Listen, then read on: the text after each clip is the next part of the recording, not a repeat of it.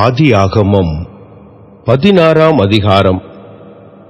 ஆபிரமுட மனைவியாகிய சாராய்க்கு பிள்ளை இல்லாதிருந்தது.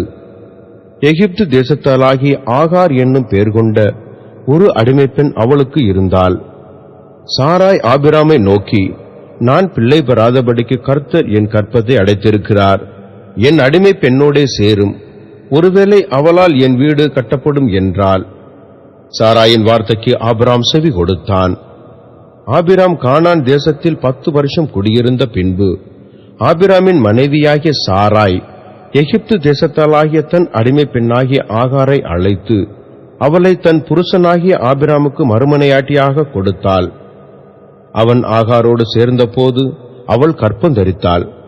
அவள் தான் கர்ப்பவதியானதை கண்டபோது தன் நாச்சியாரை அற்பமாக எண்ணினாள். அப்பொழுது சாராய் ஆபிராமை நோக்கி, எனக்கு நேரிட்ட அநியாயம் உமது மேல் சுமரும். என் அடிமை பெண்ணை உம்முடைய மடியிலே கொடுத்தேன். அவள் தான் கர்ப்பவதியானதை கண்டு என்னை அற்பமாக எண்ணுகிறாள். கர்த்தர் எனக்கும் உமக்கும் நடு நின்று நியாயம் தீர்ப்பாராக என்றாள். அதற்கு ஆபிராம் சாராயை நோக்கி, இதோ உன் அடிமை பெண் உன் கையில் இருக்கிறாள். உன் பார்வைக்கு நலமானபடி அவளுக்கு செய் என்றான். அப்பொழுது சாராய் அவளை கடினமாய் நடத்தினபடியால் அவள் அவளை விட்டு ஓடிப்போனாள். கர்த்தருடைய தூதரானவர் அவளை வனாந்திரத்திலே சூருக்கு போகிற வழியருகே இருக்கிற நீரண்டையில் கண்டு, சாராயின் அடிமை பெண்ணாகிய ஆகாரே, எங்கே இருந்து வருகிறாய், எங்கே போகிறாய் என்று கேட்டார். அவள், நான் என் நாச்சியாராகிய சாராயை விட்டு ஓடிப்போகிறேன் என்றாள். அப்பொழுது கர்த்தருடைய தூதனானவர், நீ உன் நாச்சியார் அண்டைக்கு திரும்பி போய் அவள் கையின் கீழ் அடங்கியிரு என்றார்.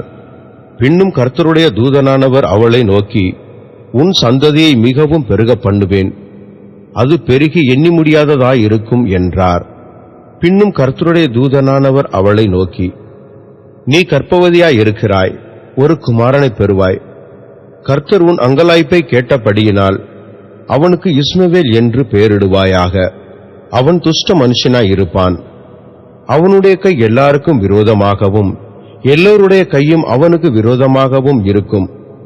தன் சகோதரர் எல்லாருக்கும் எதிராக குடியிருப்பான் என்றார். அப்பொழுது அவள், என்னை காண்பவரை நானும் இவ்விடத்தில் கண்டேன் அல்லவா என்று சொல்லி தன்னோடே பேசின கர்த்தருக்கு, நீர் என்னை காண்கிற தேவன் என்று பெயரிட்டாள்.